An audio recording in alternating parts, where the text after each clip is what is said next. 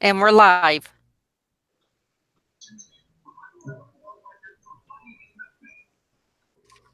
Hello, everyone. Welcome back to.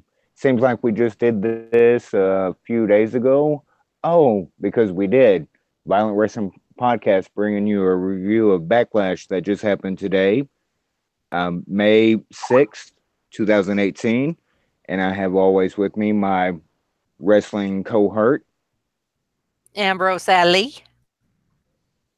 and we're joined by two special guests tonight.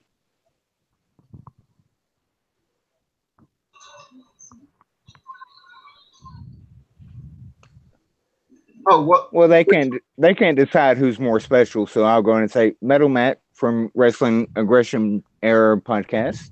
Hey, how's it Ruthless going, Aggression. everybody?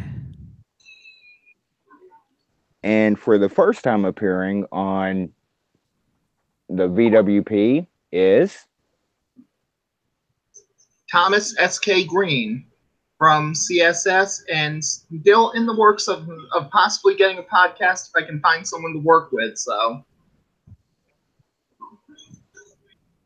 and we're about to review what we just spent.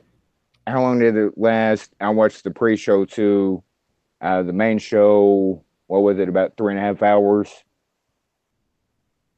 It's something like that. The main So we're show gonna started at review 6. Got over about 6. 9:35 or something. So we're gonna review what they called Backlash. First matchup.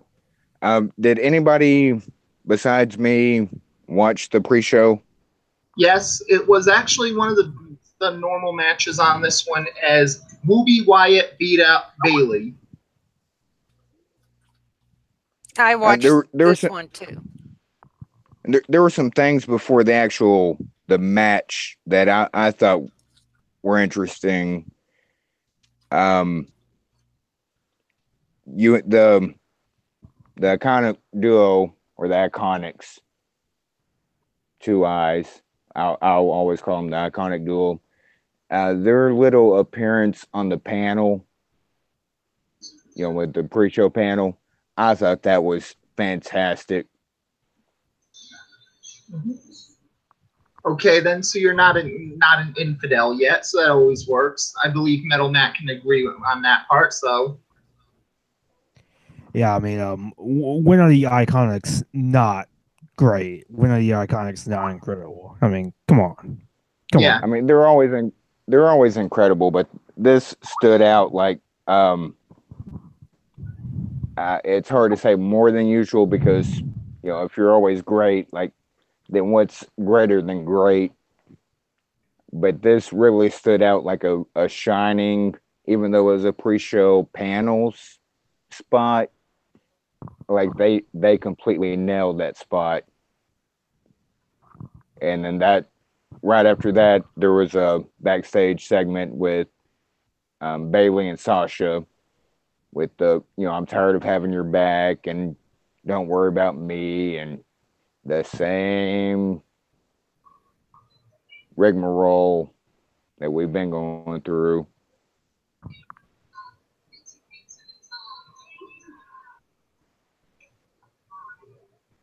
But anyway, to the match itself, the pre-show match for those who watched it, Bailey versus Ruby. Mm-hmm. Well, it was pretty much what you'd expect from any match with Bailey or Sasha Banks right now. Bailey gets attacked. Bailey gets beaten, but Sasha doesn't do anything. Oh, the drama! But let's make sure that we show her backstage with that weird camera angle or that weird watching TV angle. Like, but let's make sure that we show that we know that she's watching and nothing comes of it. Mm-hmm. On the plus side, you could see that Sasha's probably the heel on this one because when Bailey was watching, there went to the find someone who looks at you the way that TV Sasha was looking at Bailey. Yeah. And Sasha is such a good facial expressionist where she conveys so much through just her. She doesn't have to say a word. She doesn't have to huff and puff. Just like some eyebrow movements. Like, oh, am I worried? Am I about to run out there and defend my friend? Which I guess it's progressing the story a little bit, but not so much. But at least that was there. The match itself wasn't bad between Bailey and Ruby Riott. Like they're both there were some spots that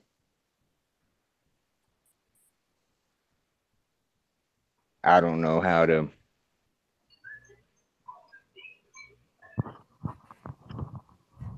I don't know if the announcers were playing it off that well or if it was done purposefully, that Bailey just wasn't Bailey. She was off. Yeah. But after the turnbuckle spot, like, oh, she has, loose legs and she's, wobbly. And if it wasn't intended to be that way, the commentary team did a great job of covering it.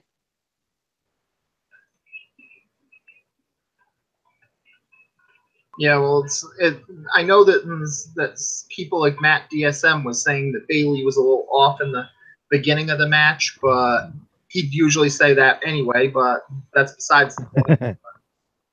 Bay heel. Yeah, but if it wasn't intended to look that way, Bailey was off. Unless that was the intention for it to look. My goodness, that wasn't anywhere close to being good. Yeah.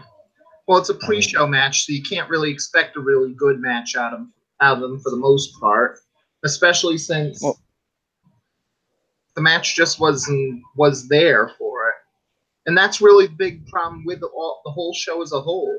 The big show was a week ago with Greatest Royal Rumble.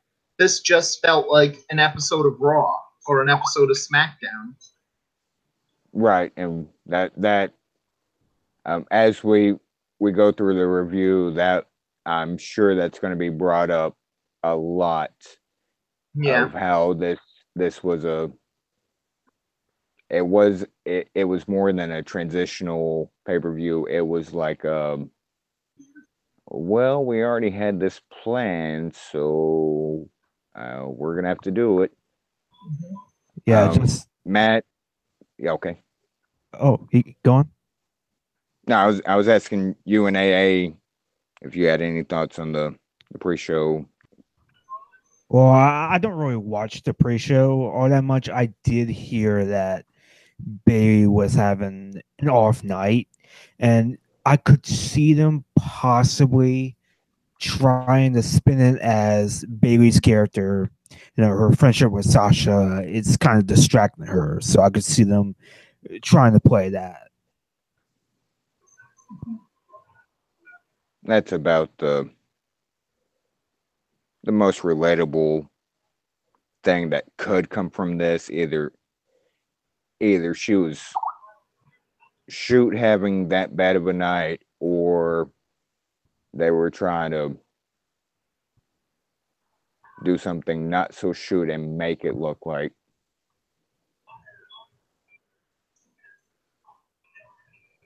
You never know with commentary, because it was Cole, Michael, and Coach. Yeah. And they somehow come up with a way to, even when you can tell, like, no, that wasn't supposed to happen, they have a way to spin it very quickly of, especially Corey's, and then Michael will feed off Corey or vice versa.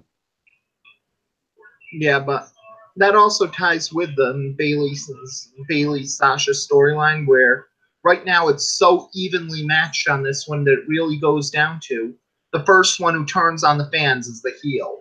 You can't really say either one's the bad guy yet, but neither one's truly going to stay the good guy yet. So I think it left a good taste of, as much as I've had for a couple weeks of not sour taste, but like not really a good taste. This left, at least for whatever reason, left a good taste of, like, there's at least something there to chew on that didn't feel so bad on my palate.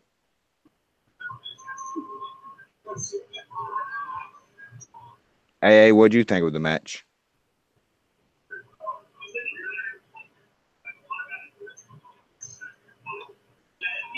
AA?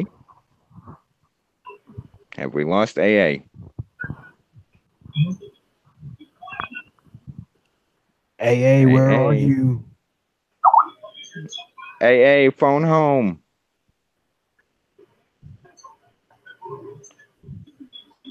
Oh, okay. Main card it is.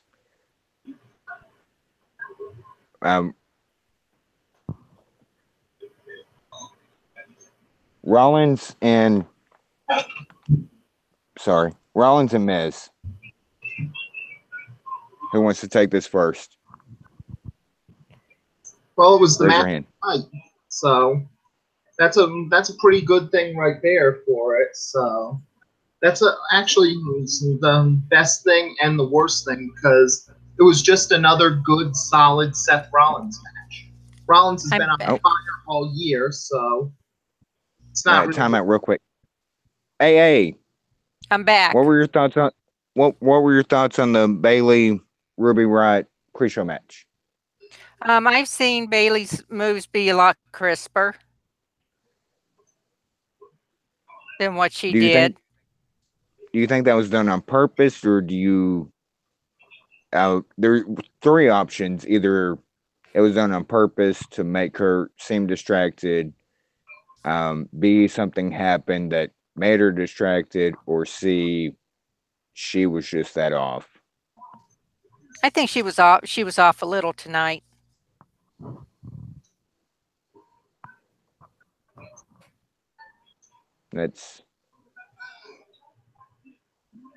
I can see that. So let's get to the main card. Main card. Okay, the note taker's back. So let's rewind a little bit. You start us off with the main card, which is Rollins versus Miz for the Intercontinental Championship. As if this one wasn't a giveaway. But it was, I found this match thoroughly enjoyable. I was riveted to it. I found it to be a really good match. It kept my attention. I loved the moves they did. So there was a couple minor little botches in it, but it worked.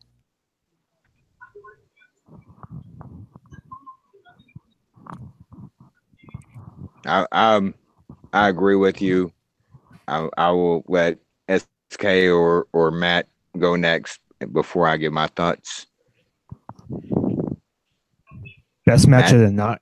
Best match of the night, and it's not even close. It was the only good match of the night, really. And it's funny.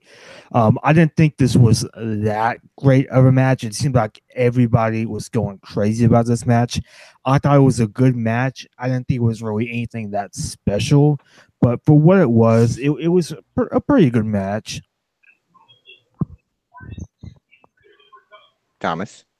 Well, that's really the point of it, because it was a really good match, but the problem is that it was just a good match. Like, usually you can see good matches by a pay-per-view standard and good matches by this standard, but this match didn't seem that much better than the stuff Seth Rollins has been doing on Raw all year now. So it didn't feel like he went to that second gear that you need from a pay-per-view match, and that was kind of a weakness to it. So it was still the best match of the night, but that's not saying much. That's like being the world's tallest midget or the best player on the Browns. Oh, all the high fives for Brown's dig. All the high fives. Adam Rice is not going to and like that. oh well, he'll get over it. But and they kept bringing it up on commentary, like Seth has been the hottest, since before WrestleMania, after WrestleMania, and his matches with Balor and great match, obviously match of the night. But it didn't quite, and this nothing towards the Miz, because Miz also, like, that's one of the best matches I've seen. Miz played everything great as well. But there was so much. Seth is on such a high that this was to some degree like the. I don't want to say the stock fell because some people will misinterpret that, but it wasn't. It didn't. What he did Monday with Balor, like the stock didn't go up from that. If that makes sense. If you look at a graph, like it didn't. Like, this is a pay-per-view. And I know, and I think that's one of the things about this with WrestleMania, GRR, and now this, and I think it was Coach that, this is the last 18 days have been hard on these guys, and I think it was Cole that said, and just imagine they're going on a 2-week European tour. And given all that, I think they both performed really well. There were some spots that could have been better, but overall, no huge complaints. Yeah.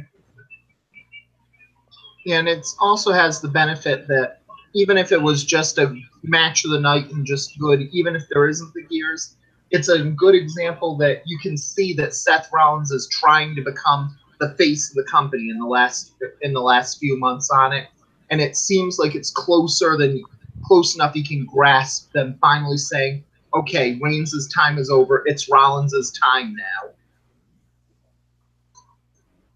Agreed. Like, he sees that. Yeah, he sees that light. Like, not a chicken crap authority. He sees that the potential. Like, okay, they're putting a lot on me, and let me bear that and run with it. Mm-hmm.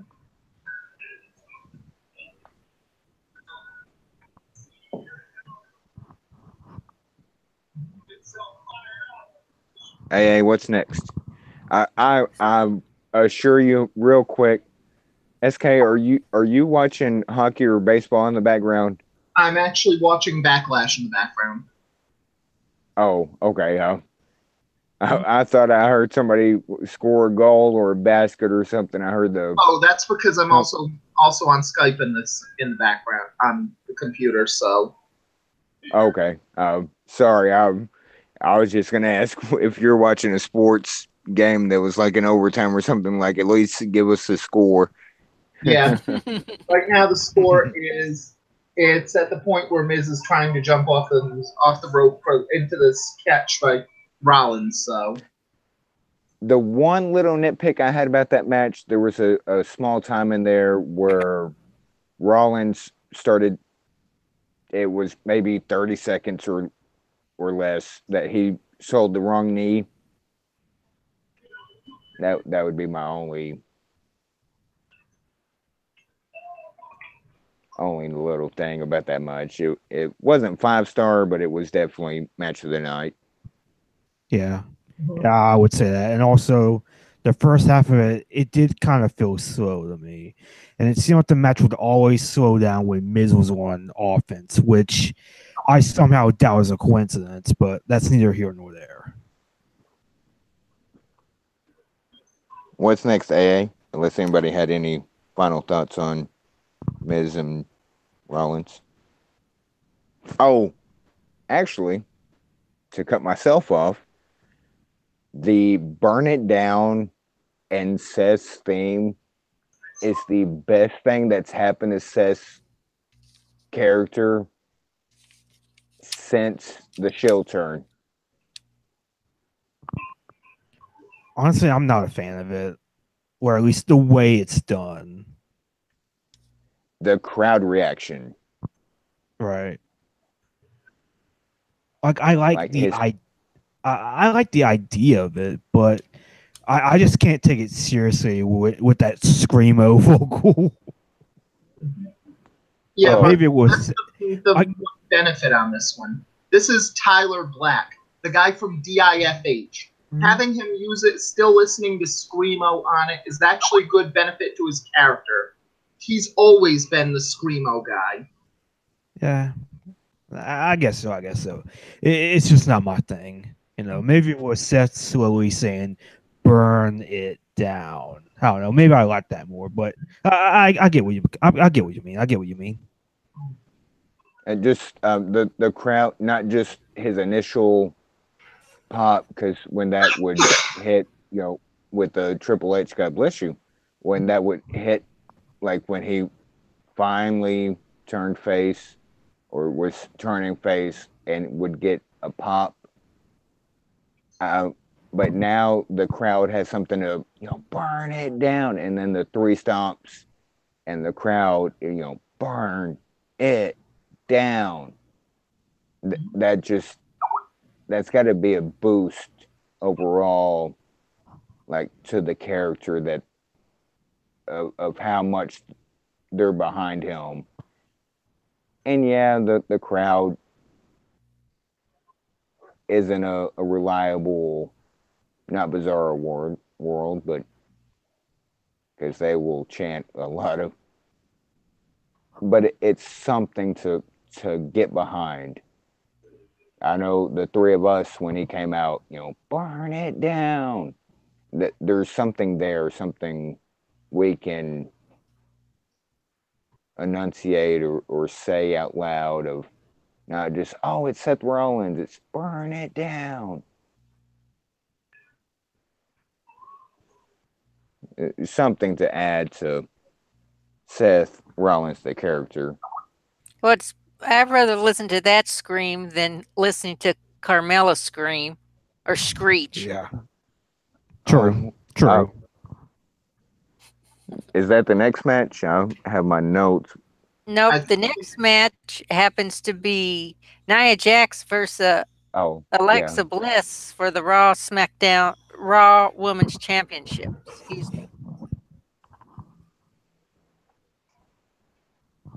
This match I'll sucked. let all three of y'all. Yeah, I'll let all three of y'all take this before I do. It sucked.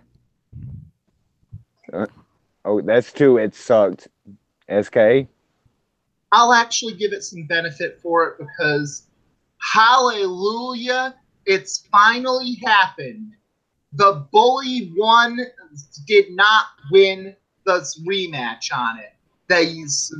Alexa Bliss got completely beaten on it, and Nia Jax actually won. They did the right thing for once. The ghosts of Trish Stratus versus Molly Holly. The ghosts of Mickey James versus Lay Cool. They have been exorcised forever.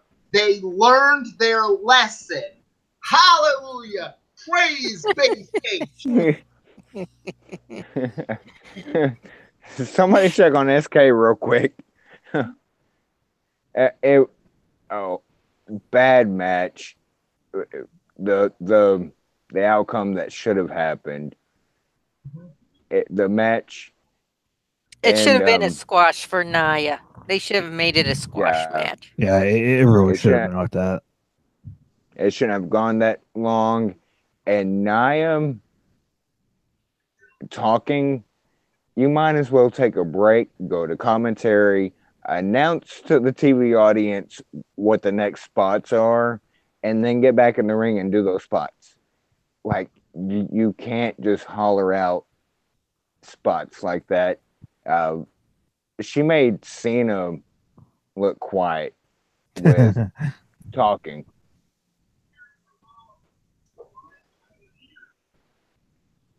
Especially with the first doing the Samoan drop from the second rope. Like before she got her up on her shoulders and halfway up, and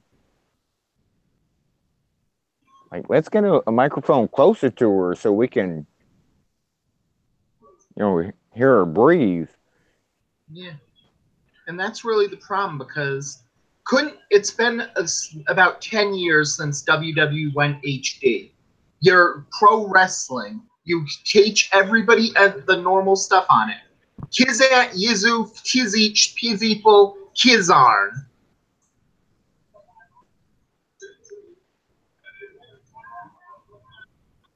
And they also teach numbers as well. And I don't know if anybody else caught it, but the reverse choke, fall, reverse choke, choke. I mean, she legit gave out like 5 minutes of the match of what was about to happen. Yeah. Yeah, I'm not saying one, but she said choke so many times, I could have sworn she was our cousin Roman Reigns. Well,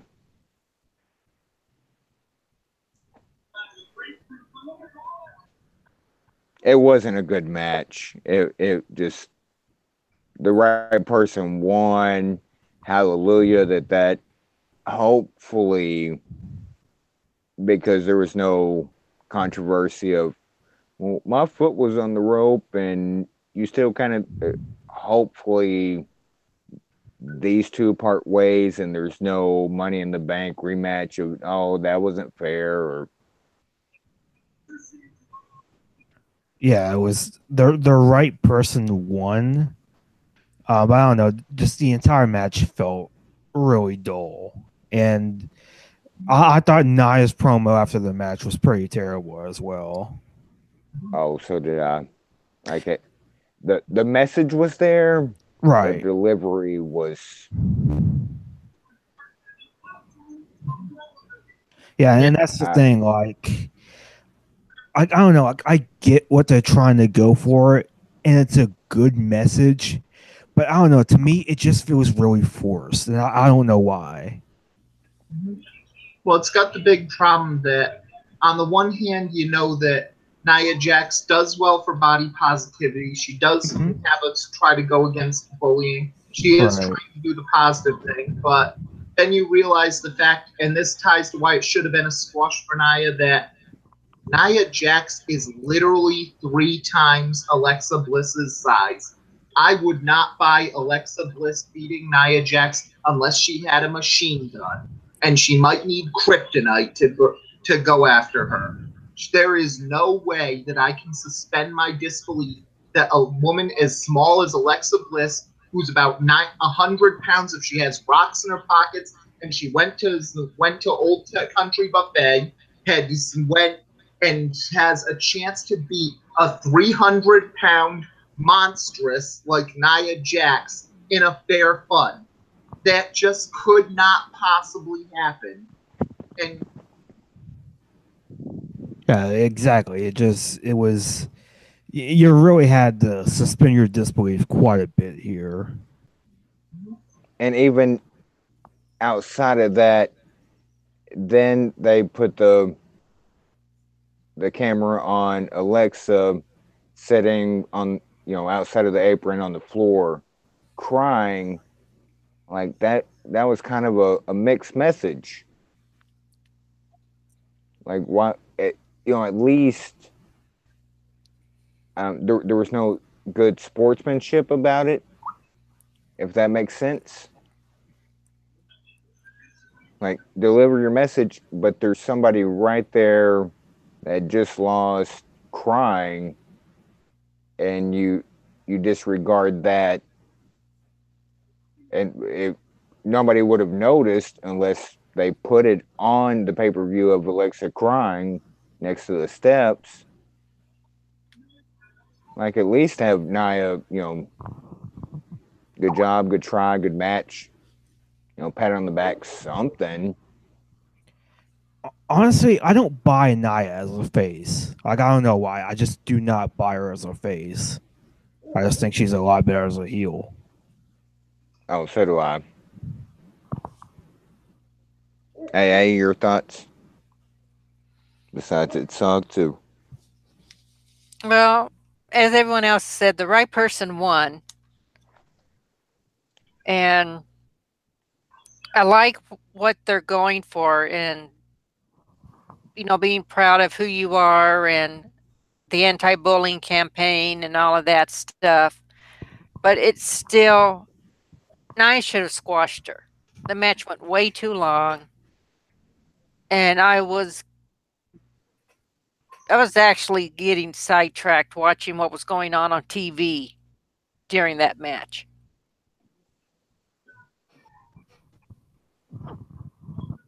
I was It just go ahead. I was watching a show about serial killers instead of paying attention to that match. We wouldn't we wouldn't want you any other way, AA. What's the next match?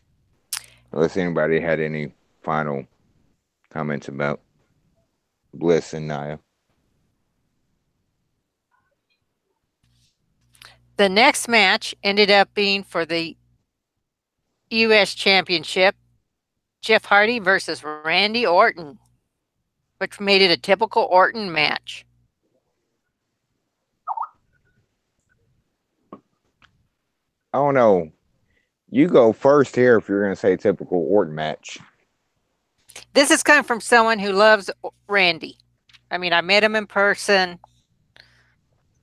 This is another match where I didn't make a prediction because my mind said Hardy, but my heart said Orton. But I didn't get the Orton I wanted. I wanted the Legend Killer. I wanted the vicious Orton, and I didn't get it. So it was a typical Orton match. It just plodded along. Jeff tried his best.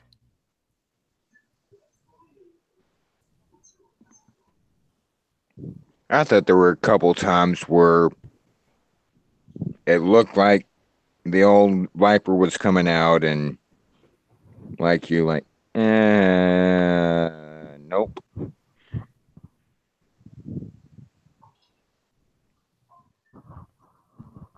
Yeah, this match was it was pretty dull. It was really, really dull. It was obvious that Orton did not want to be there. He was clearly phoning it in, which he's been doing for a long time now. But here it was pretty noticeable. I don't know. Like, this match probably could have been good, but it just didn't have a chance. Maybe the solution is to turn Orton heel, because it seems like that's when he does his best work. The only problem with that is that he's too popular to really turn heel. But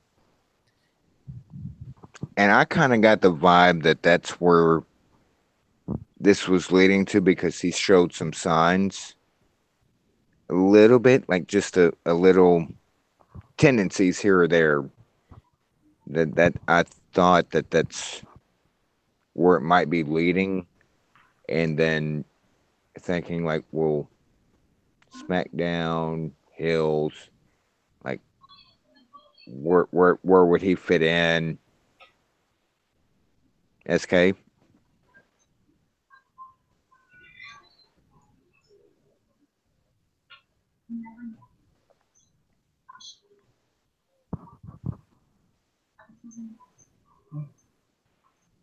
Oops.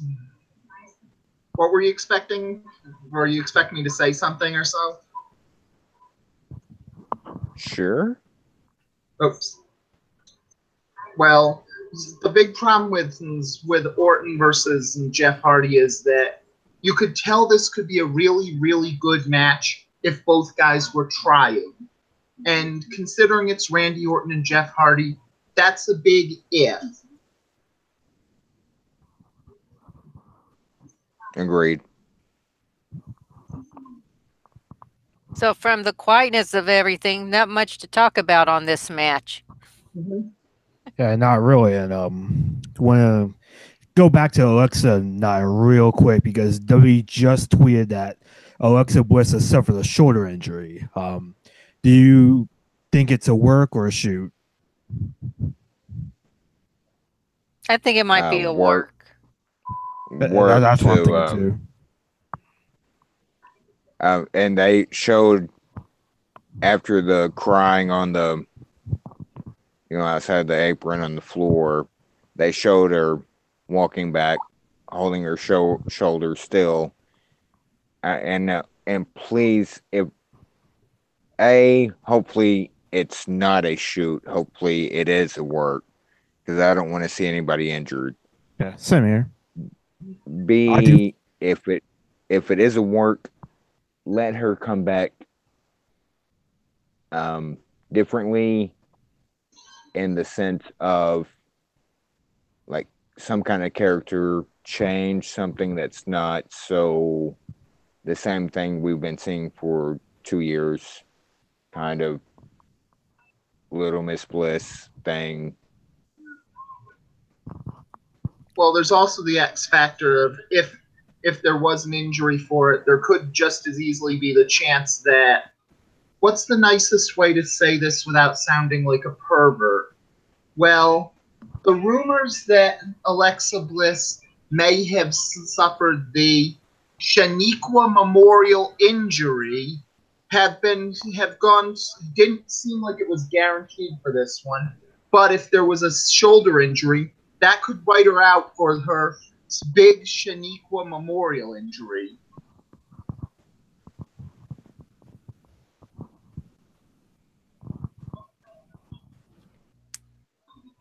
I don't know what that means. Yeah, I'm. You know that are you talking about implants or augmentation? The implants, though. But if she, I don't see how what happened tonight. Well, if they're writing her off TV for the implants is the question mark. So I know there's been the rumors for the last few weeks that she may or may not be having augmentation done. So if they're writing her off for it, it seems to be, because as of tonight's match between Alexa and Nia, it was just a normal matchup. So it could have been. Didn't seem like she had just been in the problems for it. So, and we saw with how the Iconics had been off TV for 3 or 4 months. If there wasn't implants done, she wouldn't have been back within a month. So, yeah, I'm get the trail you're going on. I'm not sure how. And there's no confirmation of it except for it's some I think it was Instagram picture, but push-up bras do the same thing. Mm-hmm. Yeah, like that's. Yeah, and in the same case on it, it looked like it could have easily been a push-up bra on this one, but her nose looked a little bit bigger than normal, and considering that one of Alexa Bliss's biggest weaknesses is that her nose is very easy to break, and she suffers about a broken nose about once every couple months, it's viable she could have gotten that fixed as well, and that could have been easier to come back from. So, yeah. I just hope if they do write her off TV for a little bit, that they come back in a different direction whether it's heel face, doesn't matter to me. Just a different avenue. Yeah, I feel like this is a work just to write her off of TV for a bit, just to cool her off and let other people have a chance to shine the spotlight, and then she'll come back and I don't know what she'll do, but I think it's just a way to kind of write her off, give her a break for a couple months, just kind of cool off her character. But yeah, sorry for the what did you call it distraction or whatever. I just thought that was worth noting since we just Yeah, talked about it. and it is relatable to how that whole match ended with her walking off, holding her shoulders, being carried, not carried, but you know, with a ref by her. I it's got to be a work. I don't think she shoot hurt, but again, hopefully she's not shoot hurt. If it's for TV or anything personal or time off, at least come back. It's not what we've been seeing for since she debuted on SmackDown. Like Well, I'd change, assume that it you know. would be anyway, because the fact that if she comes back, I think she comes back as a baby face, and after this storyline, you cannot possibly have her just say, "Okay, I'm helping the good guys now. I'm a good guy for it." Because once you've made this storyline that was this bullying and this body shaming, you can't suddenly be good after without a little time off TV to start doing some soul searching. Yeah, I realized the error of my ways, basically. Mhm. Yeah, you can't just pull a Charlotte Flair like last year and just have her turn face just for the sake of turning face. Like actually give her like a redemption angle. You know what I mean? Yeah, but at least that was one of the pluses with it. So, it's like for instance, with Charlotte, at least she was never truly a bad person, even when she was a heel on it. Like she never did anything dramatically bad to people. But with Alexa, she was a holy terror. She's not a good person, and that would not change if she suddenly said, "Nope, I fight you heels now." Charlotte swapped to that. Mm-hmm. I was about to say the same thing. Mm-hmm. Yeah, but it's Ric Flair. Ric Flair is not exactly a good person either. Heck, Ric Flair probably would be at the point where pretty much everybody slapped Ric Flair once. Yeah, two wrongs don't make a right. I agree. What's the next match, AA? Daniel Bryan versus Big Cass. It was what it was. It was okay. It was pretty much what I expected it to be. Cass is pretty poor in the ring as a solo act. It's not hard to see why they had him in the tag team for so long. I don't know. Just there just wasn't much to this match. Yeah, it's a shame on this one because this could have been a good match on it. Because on the one hand, Daniel Bryan's got to prove that he's still one of the best technical wrestlers in the world, and it goes through.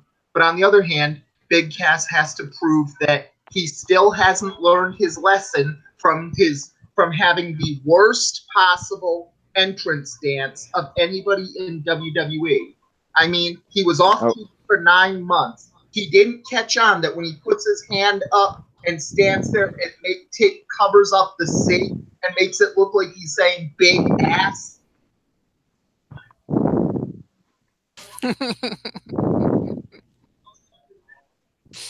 that this match, Ray, what did you think?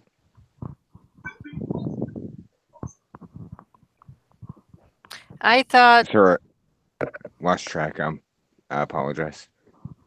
it's okay. Um, this match, I think, went as long as it should have. It was just the right length of time. You know, it's David and Goliath, or should I say Daniel and Goliath. And just goes to show that the taller you are, the harder you tap out, or the quicker you tap out. Because he tapped out quick. And it was such a weird match overall. How it started, the match itself. It was just so weird. Like, you know, if you're gonna push Cass, have them, and you want to really push them. What's the best way than going over the biggest babyface in the company? Yeah, I mean, they were kind of booked into a corner here because on one hand, you can't have Daniel Bryan lose his first big singles match on pay per view, but at the same time, you know, Big Cass, this was his first major. This was his first match back from that injury, so and it does seem like they want him to be one of the top heels on SmackDown. So I don't know. It was just a weird situation. If I were booking it, I probably would have had some kind of disqualification or no contest finish or something like that to kind of protect both guys. Yeah, that's what I would have done. SK. Well, honestly, that's the case where matches like this, where even if it was a double disqualification, Cass was good, but he proved he's still not good enough to be a top heel. Ideally, what they would have done while he was injured by his ACL tear is, okay, you have 9 months that you're off the road. We're locking you in a big room with nothing but Kevin Nash videos. You are going to watch nothing but this for 9 months, and when you come back, hopefully you'll be ready to be an upper mid-carder. They fell flat on that. Mm-hmm. If that even if they tried that fell flat. Mm-hmm. I mean, for everything holy, we want Enzo chance during a Daniel Bryan match. And that's the problem where I'm not sure if this was because this show was so boring, if it's because it's New Jersey, and if it's because they're just a bunch of big trolls who don't deserve to be happy in this world, which, because they're from New Jersey, is completely possible. Hey, don't throw an entire state under the bus. But I think by this time it got like, you know, based on the matches before, not the first match, because that first match lit the crowd on fire. But then they were in a lull, and I believe it was because that it didn't just happen during this match. Like the home run was hit first match, and then it was a decline from there all the way to the end.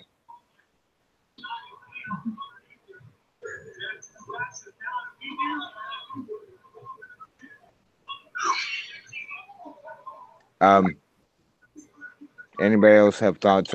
I wanted to say one thing. The cast at the end after Daniel Bryan won, the cast eyes, and that was okay. That worked for me. Like, you got the fact he's a villain, he's a heel. Mm-hmm. Like, he didn't care about D-Bry, he didn't care about the fans. Like, that was the best part of the match was after the match was over. Mm-hmm. Yeah, and that's really the problem on it, where I'm not about to sell my stock on Big Cass being a future star yet, but he still needs to be able to cut a promo on his own without Enzo. He needs to bulk up a little bit so he looks more like a bona fide a monster and not like an out of work basketball player. He probably needs You to. almost said bona fide stud. Well, You almost that's said. something that cannot be taught, so he can't teach that. Well played. Well played. Mm-hmm. Though on the plus side, I think that if it's just a certification, he could probably go down to City Hall and get his G exam, so he'd have that. So he can have that going for him, which is nice. Well done, sir. Well done. Yeah, I need to use my Enzo Amore jokes now because we're never seeing that guy again.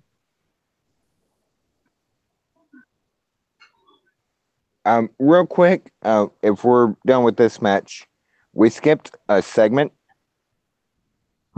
Oh yeah, the best thing on the show. To some degree, the Elias segment. Mm-hmm. Yeah. Hey, you start us off. Oh, you mean the one with the Elias? Yes, ma'am. Oh, yes. Entertainment, dumb but fun. Yep. Poor Elias. He'll never be able to finish a song. Yeah. Especially now with New Day around. Followed by English and Rusev. And Rusev Day.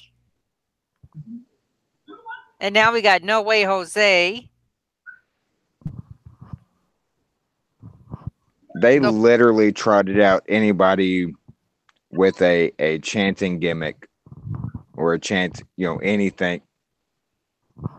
Well, it's also a very touching thing on this one. You can always see the moment that someone's career has either died or they're about to become immortal, and that is the moment they become one of the WWE's stable of comedy guys. And tonight we saw that with Titus Worldwide. Titus's slide at Greatest Royal Rumble has officially put him into the house of freaks that they have on there. And it somehow managed to throw Apollo Crews and Dana Brooke with him as just generic comedy guys to throw out there whenever you need a laugh. But I thought WrestleMania was a showcase of the Immortals. Mm-hmm. Yeah, but there's well done. Well done. Thanks. Yeah, there's always the freak show aspect for the comedy stable for it, which you just have them show up as comedic jokes on it. And sometimes it's disappointing when you see them randomly become comedy acts for it when they were doing well. I look at the point of people like Yoshi Tatsu or the Birchells, who were big names on ECW but became comedy acts on Raw, and then suddenly now seeing something for this one for Titus Worldwide is a question. It's probably a positive thing because Titus O'Neil and Dana Brooke could probably be comedic, but having Apollo Crews, the man with the least charisma I have ever seen in a professional wrestler, and I am including the Shindies as a comedy guy, is just appalling to me. How did they do that? The man can't even give you I'm 6'1", 240, and you're going to make him a comedy guy.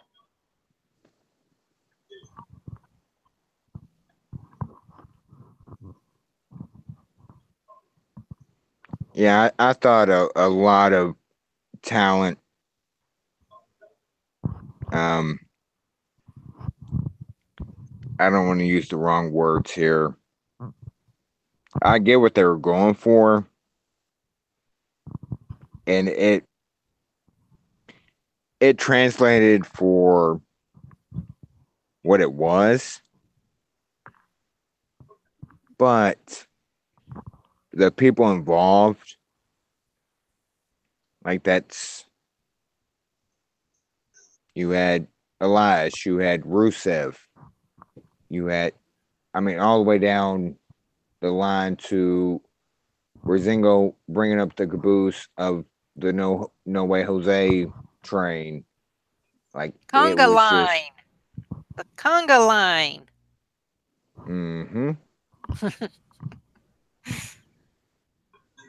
Well, in defense, that wasn't really a conga line because if it was a conga line, they'd all be in one line. You had people going off to the sides, people going everywhere on it. It was just a bunch of people reveling and carrying on, not a true conga line.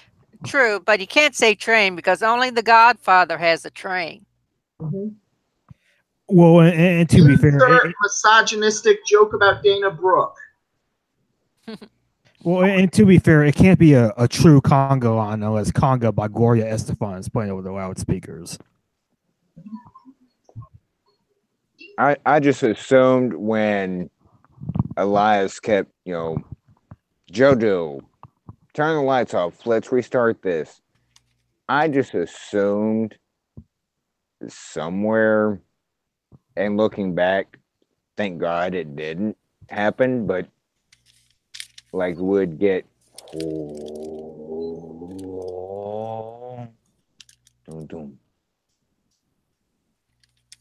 like Finn would come out, and then Bobby, that was such a, like, it was a bad segment to begin with. Like, not to begin with, like Elias playing and the whole I'm going to walk out, I'm not going to walk out, and I'm the boss. Bruce Springsteen calls me the boss. Like, that was all. But I just assumed, like, one of the times the lights were going to go out, like, we'd get Finn. Thankfully, we didn't, because that segment just. And then when everybody surrounded the ring, like, oh, maybe a lumberjack impromptu match. Here, somebody's going to come out, and we get Bobby Roode, Bob. And then we get to see Bob twerk. Like, that was just, that's intermission for me. No one twerks like Biggie. Mm-hmm. Wasn't that guy supposed to be a world champion in TNA? Wasn't he actually a world champion in TNA? Yes. Yes. I think he was. That's so on the plus side, he has to twerk on a pay-per-view to get on the card. On the other one, he's actually getting paid. Advantage to the twerking. And around this time last year, he was an NXT champion. Top heel in NXT. I mean, I'll shake my ass on. If I'm getting paid, I will twerk until I can't twerk anymore. If I'm making that kind of money, but it just, like, there was no, I don't know how to put it. Like, it is what WWE sometimes does. And it was just so fun, meant to be fun segment. But I thought and apparently their idea of leading to something was Bobby getting revenge on Elias for Elias ruining Bobby's Raw debut. I don't know. I had fun with it. It just didn't really hit home with me. Well, now we actually have to see you twerking now, Box. You realize that, right? Son of a. You opened the door to it. You realize I'm all this crap. I mean, my hips are gone. My butt's flat, but yeah, one of these days I'll put that video out there. But yeah, my thoughts on the segment were it was completely pointless. It was a waste of time. It was stupid, but it was absolutely amazing. I thought the segment was very entertaining. The commentators, especially Corey, made it. Corey and Cole's interactions, especially about Big E having that drum. He stole that from a local high school. Now, they don't steal. I mean, that interaction, the commentary made this a more passable grade than I'd give just the wrestling. Yeah. Yeah, it's actually probably one of the hot takes on this one. That segment may be one of the best things of the night. And that is so depressing. There were no flapjacks or pancakes involved, so you're wrong. I don't know. They should Sorry. be giving flapjacks and pancakes to someone who could use them more. Like if they're going all in with Velveteen Dream, have him beat the people and give them pancakes, or have a bunch of random performance center women who have no talent sold as his proteges, and say that he's going to use his talent to make them stars in exchange for presumably a series of unspeakable sex acts. Go all out with the Prince thing and give it to him instead of the New Day.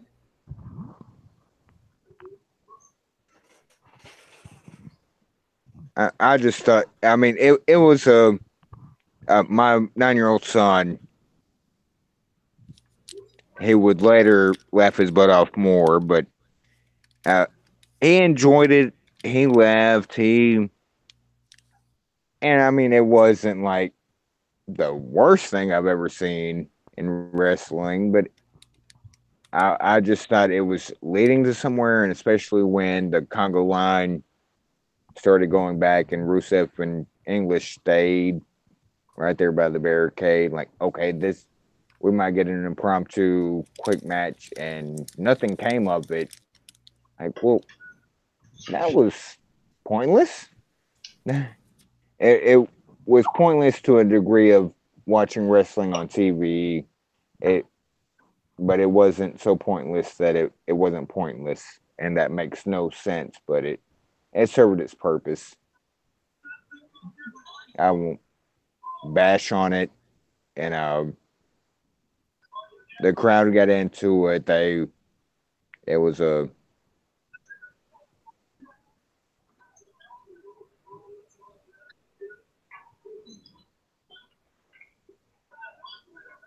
what's next, AA? Next, we stay with SmackDown and go for the SmackDown Women's Championship, Carmella versus Charlotte.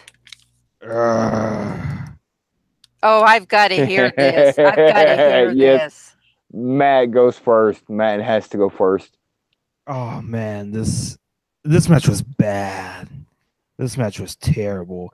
Like when the first move of the match is Carmella completely botching Charlotte's big boot, you know you're in trouble.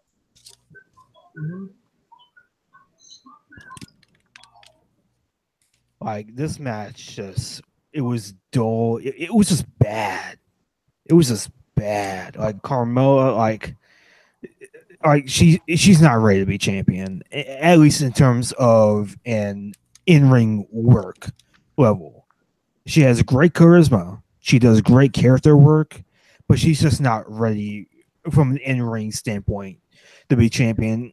And it also felt like Charlotte's heart wasn't really in this match all that much.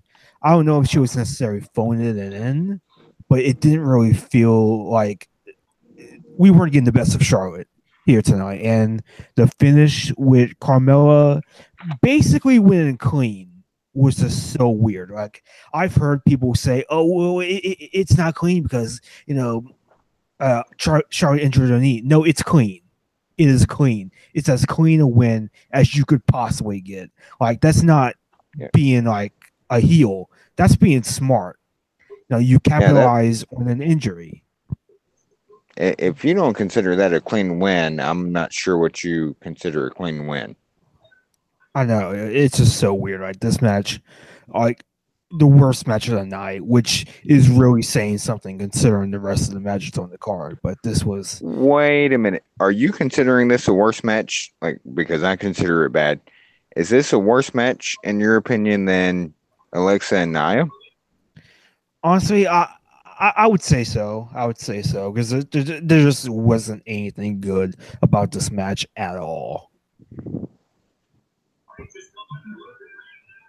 Yeah. Okay. Yeah, this seems SK? like one of those where tonight you saw the big problem on this. The one benefit with Carmella has always been she is the best example of someone who has no professional wrestling talent except she just gets wrestling. And that as far as someone who has no talent but gets it could go is about what Carmella would do. And even then tonight you proved that it's not enough, especially since you have teams like the Iconics who actually not only get wrestling, but they're also actually talented are there, and they're actually heels on SmackDown too, so they're showing they don't need Carmella as the champion anymore. So does this solidify that Charlotte isn't the best worker with greener opponents? Well, this has basically been the problem with most of the horsewomen as a whole. They're great if they're fighting each other, but they don't know how to tune it down to their opponents that well. I mean, Bayley was the only one who actually knew, okay, I have to scale it back and do something that my opponent could actually do. And that's one of the reasons that she was so good in when the horsewoman left. But for different levels, Charlotte and Sasha, even Becky had all been. They wrestled their match, and if you can't do their match, then it's going to look bad. Sasha learned that to some degree a little later. Yeah, they all came out of Four Horsewomen NXT to like they worked with each other so well, but Sasha later worked with the greener women better. But the glaring flaw with me and Charlotte has been she doesn't work with the newer talent, greener as we're saying, to their. She doesn't make them look better, or and here's where I start saying things that I'm trying to put into words, at a moment's notice. So that's one of my faults or flaws or however you want to put it with Charlotte. You put Charlotte with somebody that knows what they're doing. You put Charlotte with the Ruby Riott of the pre-show match.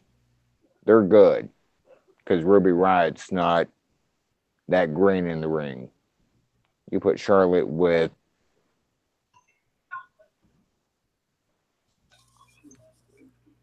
Carmella, and Carmella's been there a while, but she's still very green, like you say. She gets pro wrestling. She knows what pro wrestling's about. She's still learning so much in the ring.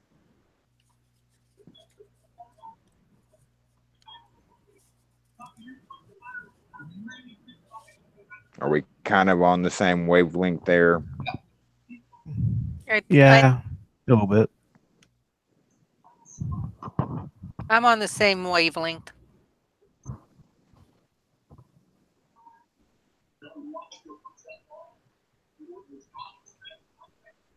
Sorry if I went off on a more than a tangent, but a little, because I'm trying to understand, because I have friends that are diehard Charlotte fans, diehard Becky fans, diehard Bayley fans, diehard Sasha fans, and they all have weaknesses, like not just character wise or like visually seeing I have some. I've never made it vocal, and I don't really intend to, like in a fan post or anything. But I see things they bring to the table, and I see things they lack. And to me, that's one thing that Charlotte lacks. If you're not competent in the ring, Charlotte's not really going to bring you up to a great match. Yeah, but in defense, one thing that I've been seeing for the last few days on it through other boards that throw an argument on this one, and this ties to one of our friend posts on this one with the Connoisseurs of Wrestling podcast. Cheap plug for you guys on this one for their podcast on the Jumping Bomb Angels, and the thought that me and Matt had both seen that, quite frankly, the Glamour Girls weren't very good. And then that benefits some things like Charlotte as well, where you don't see how good they were as performers, but they were very good bases for other good performers to work off of, and that's a pretty good benefit as well. So. Oh yeah, oh absolutely. Mm-hmm. If you face Charlotte, you're getting benefit from that match. Yeah. And right now, Charlotte would probably be the best base in this business right now. So, I agree to disagree, but and it's not a.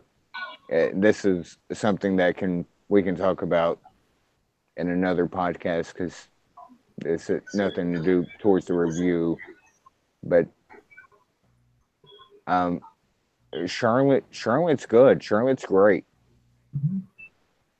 But Charlotte, when I don't know how to put it, and a lot of that might have to be with, somebody that doesn't know how to, because Charlotte's not, how do I put this Charlotte's not small. Mm-hmm. Like, she's tall. She's not 6'4". Haha. Internet meme. But it takes an a good in-ring performer to take her moves, and for you to take her moves, and like, how that works. Like, I like Charlotte. Well, to some degree. I don't hold anything she does in the ring against her. I just, she has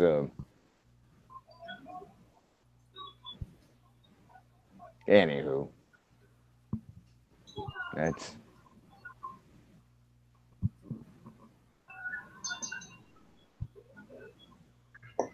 so how's everybody? Yeah. Okay, our next match after that one was this one. I don't understand. I don't understand the finish. It was AJ Styles versus Shinsuke Nakamura. I do not understand the finish of this one. Well, the WWE Network just debuted their new episode of Camp WWE, so I think they used it as a pilot for their new series. Ow, my balls! Yeah, I mean, I'll give it this. This was probably the best match in this entire feud. I still don't think it was great. I don't know, just it feels like something is missing from this feud or these series of matches. I can't quite put my finger on it. It just feels like something is off. Can you put your forearm on it, or a foot, or this was, in my opinion, from WrestleMania to GRR, this was absolutely their best match in WWE. The finish aside, like, they had a good match up until then.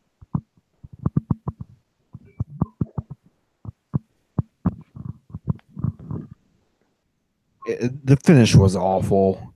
It was just awful. Like I've seen, it's like I've seen this like on Cage Side on Twitter and on some. It's like it's the same. Like we have two of the best wrestlers in WWE and Shinsuke Nakamura and AJ Styles, and their feud is all about kicking each other in the nuts. Well, Like really, Can we it's talk just about insane. the chair shot, the chair throw that ricocheted into AJ's face? Yeah, that was a dangerous spot. At first, watching live, when it happened, like, damn, he got hit with the. I thought he got hit with the leg of the chair, like, oh. And for those that don't know, haven't listened to previous podcasts, I'm blind in my right eye for something similar to that happening. I thought, oh crap, because I thought the leg like hit him square in the, like not the socket, like square in the eye. Like, oh shoot, that was a. I don't want to say it wasn't a botch. That was like very New Japan, like just strong kind of. It was misplaced, but nonetheless, like and then they replayed it, like, and it was the top side of the chair still busted him open.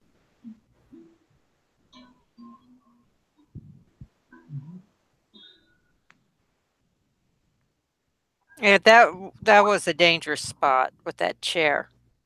Mhm.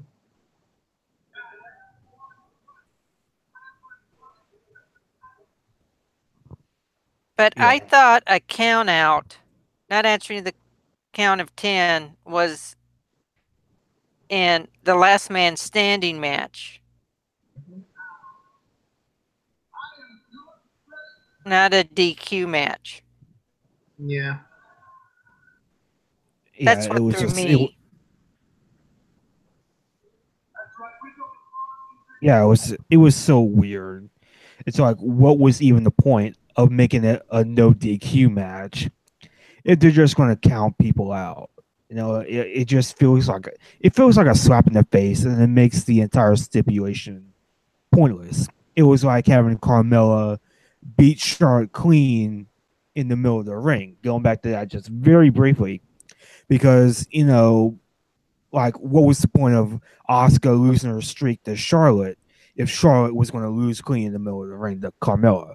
I don't know. To me, it just feels like Charlotte's stock has gone down because of this match and this feud, and it's sort of the same thing with Styles and Nakamura. Nobody is coming out of this feud or this match or whatever looking good. I get the no DQ and having a 2-person, you know, nobody reached the count of 10. There is a slight difference in no DQ and the finish. Like, yeah, that's not how I would have done it. But there is a slight difference. Speaking, just to kind of touch on your Asuka versus Charlotte and Asuka losing her streak at WrestleMania. What's happened to Asuka? Like, that's, never mind what just happened to Charlotte getting pinned clean. Asuka's nowhere to be seen. Mhm.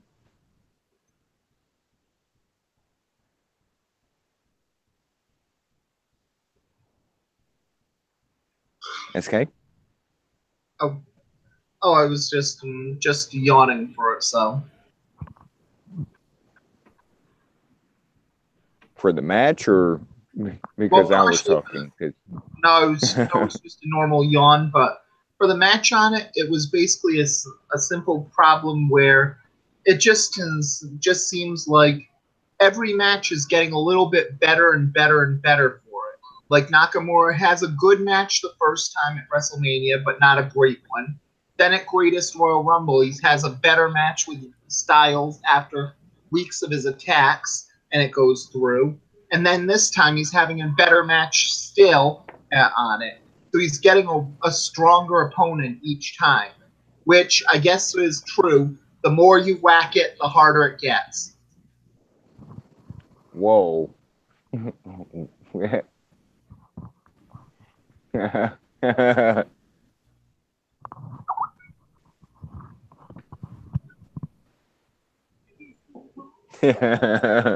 I'm sorry. That's a great analogy. Yep. And I haven't been on Twitter or social media or anything. Have any of you seen like, oh well, Nakamura's buried, or like there goes that, or Well, why would he be buried? I mean, he was in Chaos in New Japan on this one. He's basically using the skills of Yano Toru there, so how could he be buried if he's learning that skill? I mean, true, but I'm just wondering people's reactions to. I was a little bit behind, so I was just messaging you guys and not looking at my feed. But you know, some people, oh well, they buried Nakamura because you know 3 losses in a row. I will say this much: my 9-year-old son, no pun intended, got the biggest laugh out of the double. Since I said it last time Thursday when AA Matt and I did VWP, and I said dick kicks for everyone. My son got the biggest kick out of double dick kick, and he laughed and laughed and laughed. He got the biggest kick out of. I said, "Oh no, they did it!" And he was just laughing and laughing and laughing. Mm-hmm. Well, this just seems like part of the feud going on. Where one thing I had heard while conversing with Duke during this one is basically the Nakamura AJ feud right now is exactly what you'd expect Road Dogg to book. I mean, the guy's a huge stoner, so you know that a stoner would totally write, dude, let's make a feud that's based on two guys hitting each other in the balls.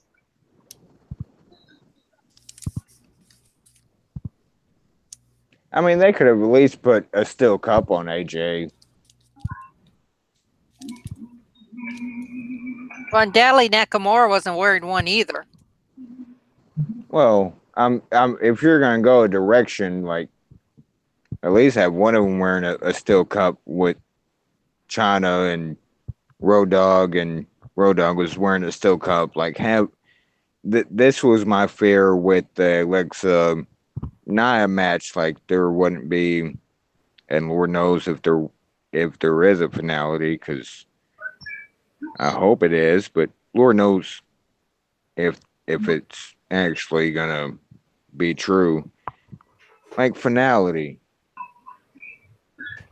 Well, you must understand for the problems with this one, if they had a steel cup, any good performer would probably be wearing a cup in this ring as well.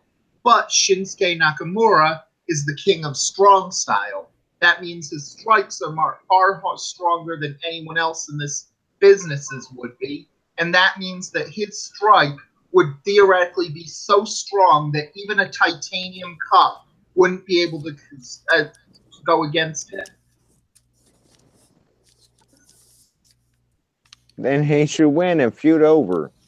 I'm sorry. This is just it's lost its luster for me.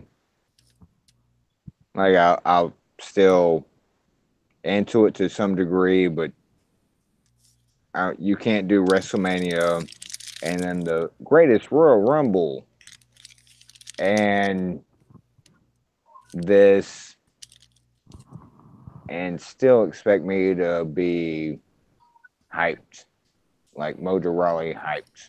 You just you're asking a lot. Yeah, the timing of the three events didn't help matters.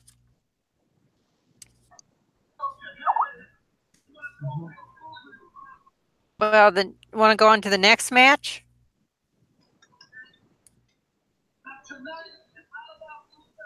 Sure. The next match, the only tag match of the night, Braun Strowman and Lashley versus Owens and Sami Zayn.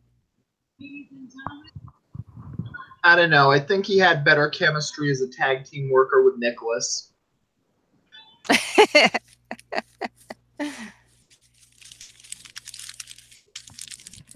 Honestly, this match it was okay. I mean, it was what it was. This this wasn't a pay per view match. It wasn't. It was a Raw match. It was a Raw match. It just wasn't a pay per view match. If It there's wasn't one, even a it wasn't even a Raw match. This is something like a house show. yeah, Just hey, here's four guys you know, and this wasn't even a Raw. I guess anymore. Sometimes they make worse on Raw, but this was a house show just to get the crowd to pop a little bit. Crowd to pop and boo, unless they're in Canada, but that's neither here nor there. yeah. I mean, if there's one good thing I'll say about this match, they at least finally let Bobby Lashley win a friggin' match for once. So that at least there's that. I think what was interesting what was going on between Kevin Owens and Sami Zayn. That stole the match right there. That was For so me. interesting until it wasn't. Like them throwing each other back in the ring. Oh, after the match, let's go ahead and say Bobby Lashley and Braun won the match.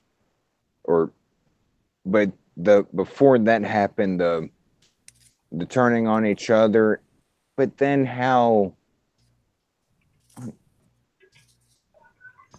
that just fell so flat to me. Like it was just non-starter, non.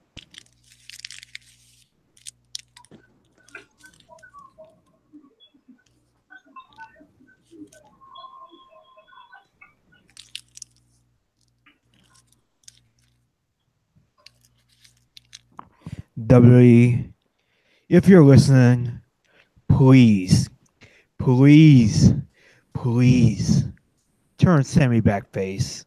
Please. I thought that there for a second that's what they were doing, and nope. That might be a lead into, but it was a very weak lead into. Yeah, but that's really the problem with turning Sammy face again. And this is why I'm on Matt's side for not turning Becky Lynch heel for it, because when you're sold as a good person, if you turn heel, that's basically you just sold your soul to the devil there. And you can't get it back that easily on this one. And if Sami Zayn turned face again, it wouldn't be the same Sami Zayn we loved before. He wouldn't possibly be, because he had been billed as a good person for so long, and once he turned heel and turned back, he can be a good guy again, but he'll never be that good person that he was. Yeah, there will never be a ole ole ole ole like that. That's pretty much. But story development, story progression, like something like it seemed to. And there's always Well, wait till tomorrow. Wait till Tuesday. Wait till next Monday. Wait till next Tuesday. And wait till the next pay per view. But so many missed opportunities in this pay per view. I think you two underestimate the power of the WWE neuralizer.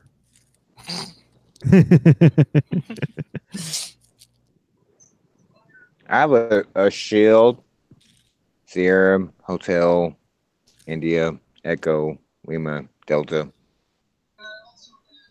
face mask that I'm immune to that.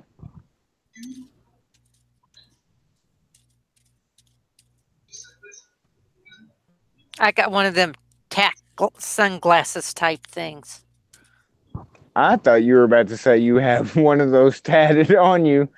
Like, okay, you can't say you have that tatted on you and not provide a picture later on.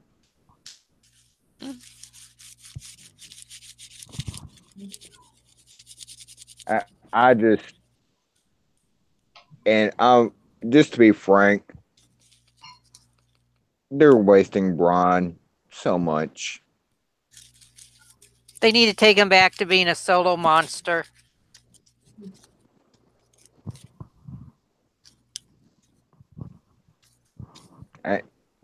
You can see why what they're doing because he's correlating around other stories, so they can't just at the moment like Braun's the star or Braun's what, but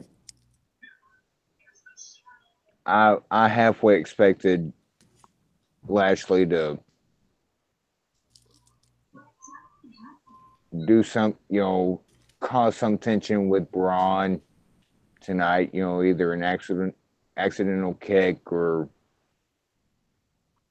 but nope, we got generic writing.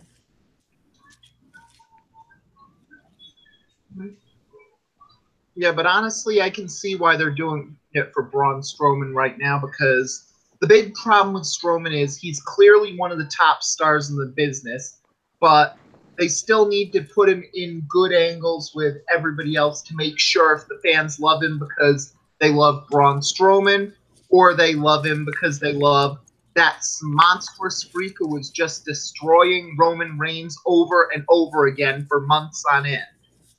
And right, you and I had this conversation the other day. Like, what is over? Who does the crowd love? What does the crowd love? You and I had just had this. Yeah. Head. Whoa, whoa. I mean, we are not PG, but at the same time, that was completely uncalled for. Claiming at any point of his career that Al Snow was over. Al Snow wasn't. Sorry. I'd say it was a bit over. I'll stop here. That was an Al Snow reference. Yes. Yeah. I'll I'll stop while I'm ahead. What's the main event? The main event is the Samoan Joes going at each other. Roman Reigns versus Samoa Joe. Beat the traffic. Beat the traffic. Hey, the Samoan named Joe name supremacy was on the line here. Honestly, this was their worst match that they've ever had. And it's so weird because these two are usually good. They usually have good chemistry together. Like Joe's first main roster match was Roman, and that was pretty good. They had a match for the Intercontinental title, like several, around December and January, and those were pretty good as well. Here, it's just, I don't know. I don't know if either guy was into this or what. I don't know. I don't know if it was just a long show or if both guys' hearts just wasn't in this match. But this match was so boring just a ton of rest holds and a spot where Samoa Joe clearly won. But I don't know. This match was just bad. It's a bad main event. Before I give my opinion, because AA and SK go before should this match been last? I don't think so. I don't think it should have been last. Not looking back on results, just on given the card and stories. Does anybody think this match should have gone last? No. Well, in storyline wise, no, because there was no stakes to this match. It should have been the WWE title that gone on last. SK, you just given the stories leading up to all the matches. Honestly, this match shouldn't have gone on last on it. Honestly, if it was up to me, I'd have put the AJ Nakamura match on, or I would have even switched the places of the match beforehand, because this was just a really bad main event. If it went on first, it probably would have been solid enough. People wouldn't have been so burnt out for it. It wouldn't have been gone through on it. And it would say that Roman Reigns has to build himself back up again. So it would make some sense there. So we all agree that this was a bad call to have this main event. Yeah. Especially in a city like Newark on it, where they know damn well that New Jersey's a smart city for it and a smart state. They're not going to cheer Roman Reigns. That's just not going to happen. Giving them a Roman main event will just ruin things. Yeah, and results aside, just on paper, this was a very bad call to put this on last on paper, and then you see results and it just compounds it. But go ahead and start us out, AA, with your thoughts on.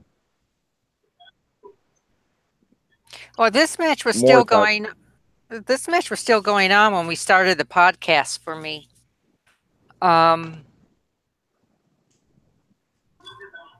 So it was the typical Monday Night Raw match. I'm thinking a lot of it on Roman's side is he's just worn out from the travels to these 3 pay-per-views so close together that he wasn't at his best. He's given a much better performance. Samoa Joe, I think he needs to work off some ring rust. That's why he wasn't at his best either, at least in my opinion.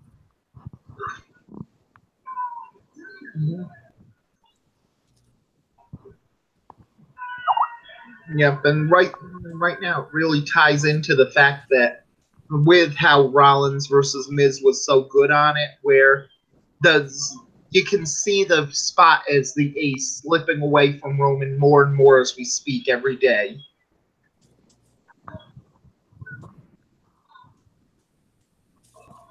And that's so. I'm a Roman fan, and I'm definitely not a Roman hater. I'm kind of somewhere in between. Like, I'm not like Roman's everything, but I'm also not like Roman's nothing. Mm-hmm. And this was it's a main event, and yeah, it's BackLash. It's a B pay-per-view. This was bad.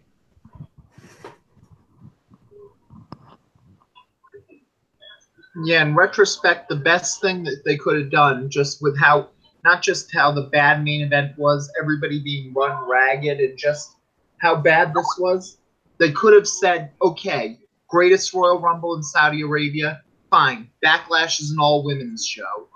Run with it. That probably would have saved things and probably could have made this a lot better. I don't know about that.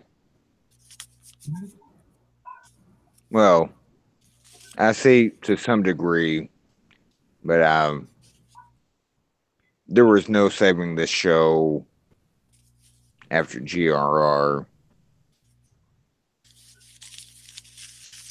Metal Matt.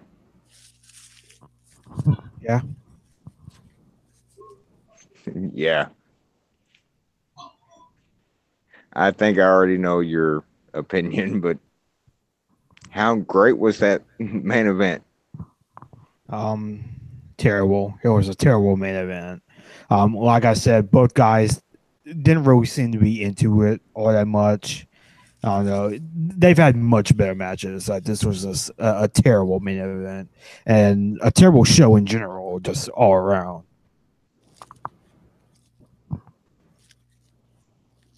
So Quick, what is sweet, and everyone? to the point. Yeah.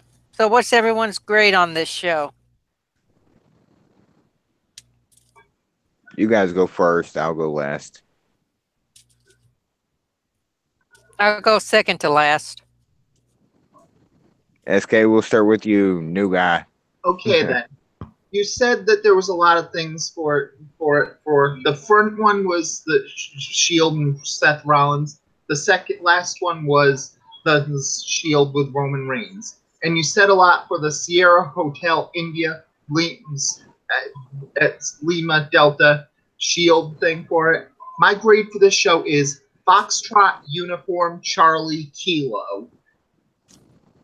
So, for those that don't know how to translate that, Look it up.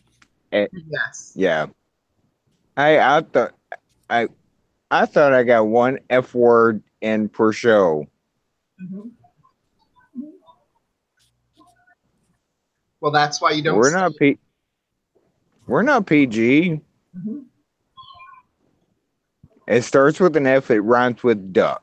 How about that, Yeah. Metal Matt? The grade that I would give this D minus, if only because of Miz and Rollins and the Elias and everybody else segment in the middle of the show. Everything else was either middle of the road or just flat out awful. Um, I really like this is a very bad pay per view, like very bad, like one of the worst in quite a while. I just hope that they're able to find some sense of direction for both shows. Um, for me, One good just, note out of that, and I don't mean to interrupt you, but 6 weeks to Money in the Bank. Hopefully, they get something situated between now and then. yeah, like for me, I just want to like reset SmackDown from a creative standpoint because that show really does need some kind of shot in the arm. And the thing with that is it's one thing to have a good roster. It's another thing altogether to book said roster well. And it doesn't seem like SmackDown really can really do that at this point in time. So I think creative when it comes to SmackDown, and maybe even a little bit when it comes to Raw. I think from a creative standpoint, it just needs a complete overhaul. So hopefully after this, we can get a bit of a better direction for really both shows. But overall, this was a terrible pay per view. AA. I'm going to give this a B, and only because of Miz and Seth Rollins and the halftime entertainment show. Is that what we're calling that? Is that what we're calling the Elias segment, the halftime? I would. I can live with it. That's a very, very nice way of. Yeah. Okay. Yeah, because this show basically just seemed like, for the most part, people get spoiled by bad pay-per-views and say cancel WWE Network because Roman wins a pay-per-view main event, or cancel WWE Network because they don't get what they want and say that the pay-per-view was bad. To those people, I say, this is what a bad pay-per-view looks like. This was WCW 2000 bad. This was Heroes of Wrestling bad. And even the Seth and Miz match couldn't save it. Even the halftime show couldn't save it. This was just a rotten pay-per-view all along. Okay, you didn't put enough hashtags before some of your things. What do you mean I didn't put enough hashtags? All the hashtag, all the hashtags. There we go. Just actually, now I feel awkward. Why? Because this seems to be the formula of how things are working. The first half, I say first half, the first bit of it was good. The first match is A plus, A minus at the very least, and then the it's like which that's what they intend to do with that first match. Any pay-per-view, they want to get the crowd like up and going. I'm not that down on this pay-per-view. I know, and I'm not usually I'm the even when you guys say, "Hey, I enjoyed this," and I'm like, "Oh, it sucked," or "Oh, I didn't think it was that much." I'd give this a C plus, if not a B minus. Keeping in mind how relative it was to keeping Morris, my 9-year-old, engaged and us having fun together. Like that, it was. But overall, just my dad aside, I'd give it an overall C. Yeah, it was pretty bad, but it wasn't the worst thing I've seen in a while. As far as wrestling goes, like there's been, as far as WWE goes, it's not the.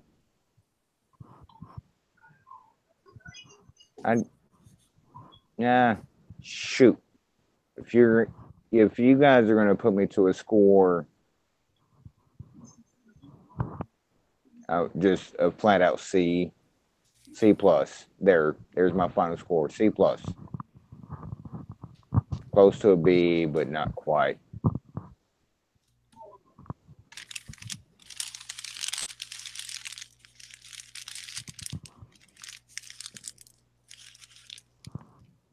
AA is opening more chocolate. Of course. Of course. I know you too well. Yes, you do. That's it. It wasn't. It was bad, but it wasn't. I guess looking at it like the good times, the good parts. So, I'm sorry. Excuse me. The good matches that we enjoyed, and then the Shinsuke AJ. Excuse me. Crotch shots, and my son laughing at it so hard he was in tears. Like that raises my grade.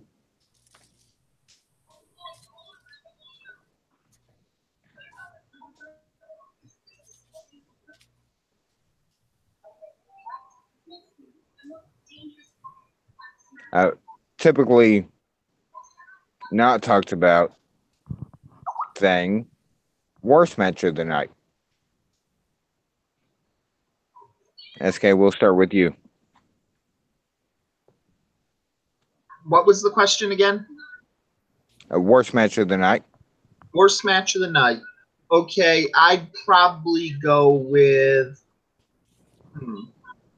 I grade on a curve for the women, so I'd probably go with Big Cass versus Daniel Bryan. That match could have been so good, and it just wasn't for the most part. Metal Matt. Carmella Charlotte, and it's not even close. Like on a show which had quite a few stinkers, that one stood out the most. AA. The worst match. It's a tie between the two women's matches.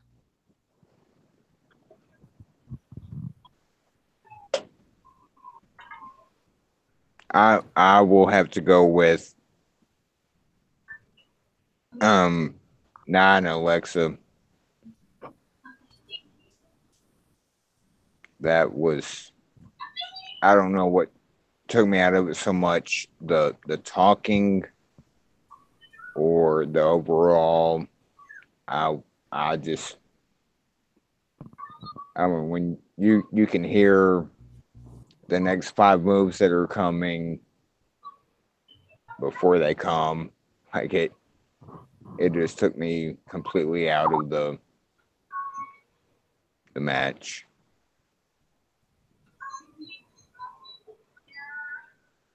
Anybody want to give what match you're most looking forward to that disappointed?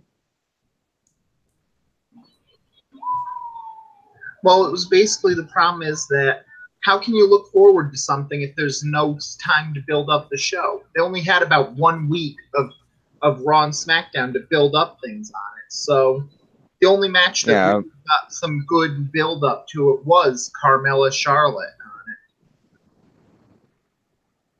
True. I'm just trying to spitball things on anything anybody else wanted to talk about. So we've talked about everything. We've given grades, final rants, thoughts, anything that. Where do we go from here? The next pay-per-view is what, Money in the Bank in 6 weeks? Yeah, but at the very least, Money in the Bank it's already as it is, so it's just built on the Money in the Bank matches, so there's nothing that much of a problem. And there's a chance that we get something like a ladder match between Nakamura and AJ, and that would actually probably be a decent one because not just a ladder match between the two, but a match where the low blow doesn't really come into play for anything. So, okay, I have to stop you real quick because I'm from the South, and if they hang a pair of the brass balls that people have hanging on the back of their vehicles around here on where the championship's supposed to be, and they have to reach up and grab the balls, that would be everything. It would be viable in this match. I mean, Nakamura just doesn't help this one. All AJ has is his balls and his word, and Nakamura tries to take both of them from him. It's better than I can just envision, and if you haven't seen them, people around here on their tailgate have like cow balls hanging off of the back of their vehicle. And they have them here in Wyoming too. I could see a pair of balls just hanging from, and you climb the ladder and reach the balls, and you win the championship. Not trying to like convey my inner Russo or anything, but that would be not good. But in my mind, all of a sudden, I thought it was funny, like just to see some brass balls hanging above the ring. Like whoever gets the balls first is champion.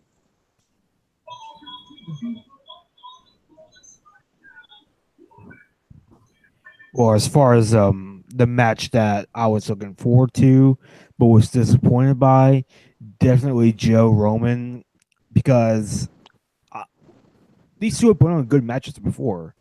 Or they have, like, every match that they've had, it's been good, but here just something was off. I don't know if both guys just were not into this match, or what. I don't know. Just something about it just seemed off. Like, it was very boring, and so it was really disappointing.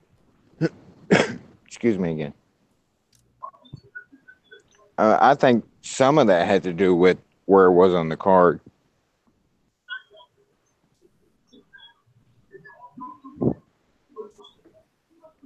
Like if it, earlier in the show they showed the Joe promo. Like, oh, I think it was the after the first women's match. Like, oh, we're getting Roman versus Joe, as the third match. Like, okay, I can, work with this. No offense to Roman fans, Samoa Joe fans. Like, oh, okay, we're going this direction. I, if that would have happened earlier in the show, it was still a mediocre match, but I think it would have worked better earlier in the card.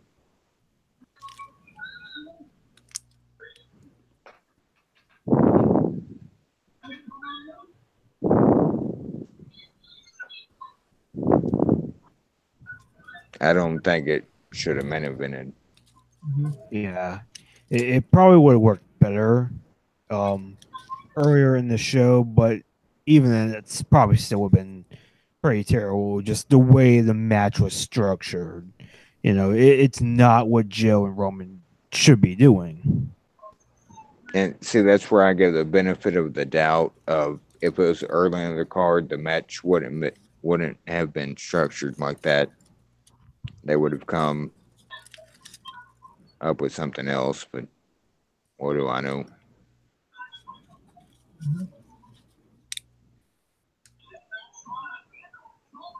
For me, I agree What? with Matt in that I was disappointed in the Reigns Joe match. Mm-hmm. Uh, Yeah, that match could have been so good. It should have been so good, and it so was not. it should have been. We are Violent Wrestling Podcast, VWP. It should have been so brutal, and there was even outside of that, it could have been just brutality, and it wasn't like it was just very like, oh, that's how we okay, that's how it ends.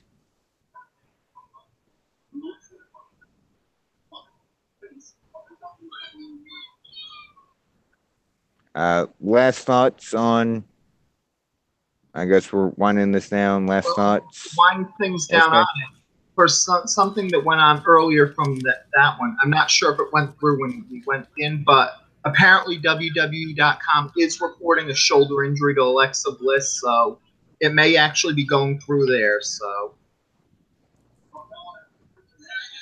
oh, okay, mm-hmm. so it might be shoot. Yeah. I know when she was walking up the ramp, she was holding her shoulder. So, Mm-hmm. okay. Yeah. Little Matt.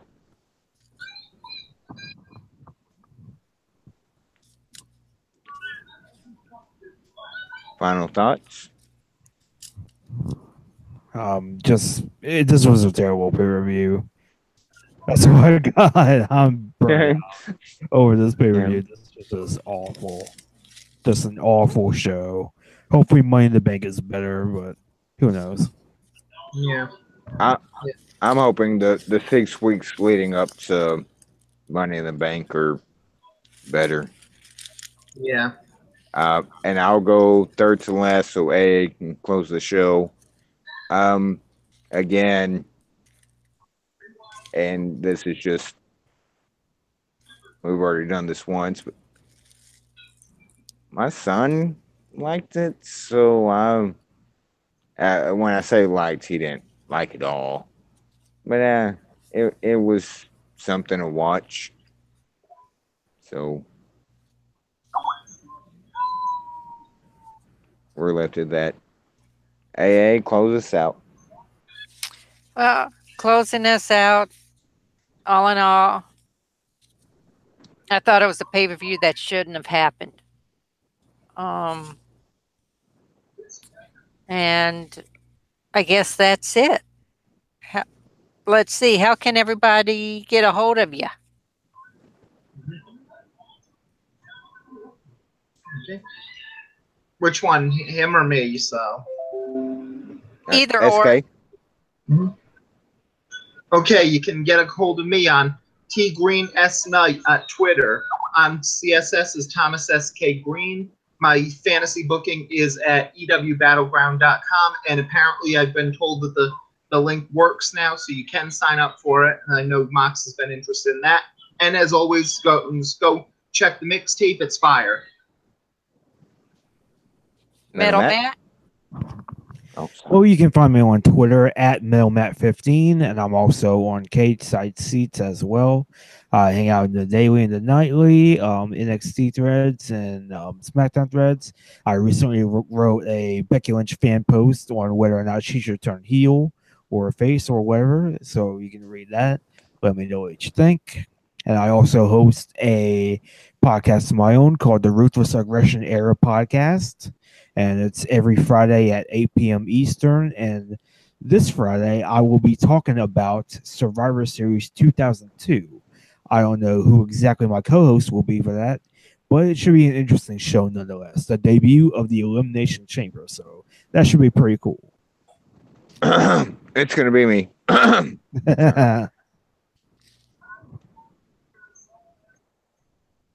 You can reach me at Fireman6809 on Twitter.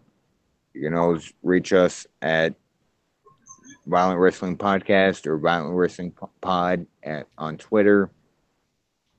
I'm Prince Moxley Lopez on KZ Seats, and I'm just here. You can get a hold of me on Twitter at Lady Roshana. That's LadyRoschana. And yes, I do spell it out because a lot of people misspell it. You can Wait a find me minute. huh? Go ahead. Go ahead. And you can find me on Cage Side Seats as Ambrose Alley.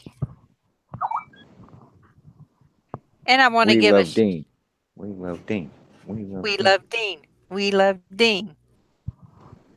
We wish Dean that he hurry up and get well and he comes back 100%. I also want to send a shout out to a few other podcasts, Two Guys, One Sport, Shooting Debris, Queen City Express,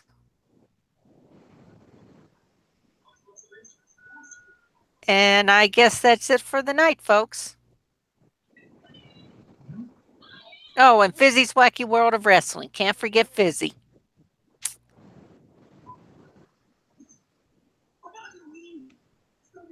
Thank you, guys. Good night, everyone. Ciao. Wouldn't want to be you. Yep.